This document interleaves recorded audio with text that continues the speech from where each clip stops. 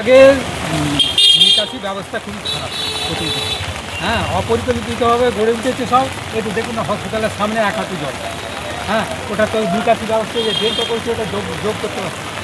হ্যাঁ, সব জায়গায় এরকমই, সব জল হলেই সমস্যা। মানে হসপিটাল যেখানে রুগী যাচ্ছে আর যাচ্ছে, আপনি তো ওখানটা ছবি তুলেছেন, সামনেটা ছবি তুলেছেন, তাহলে আর কি। এবার নতুন সরকার এসছে, পৌরসভাতে যদি কিছু পায় কোথায় হসপিটালে এসছে। অসুবিধা মানে এই তো গোটা জামা প্যান্ট ভিজে গেছে আমার। হ্যাঁ, সব থেকে আবার যে সব থেকে সমস্যা দেখি, ওই যে ওইটার নিচে যে ময়লাটা ফেলেছে।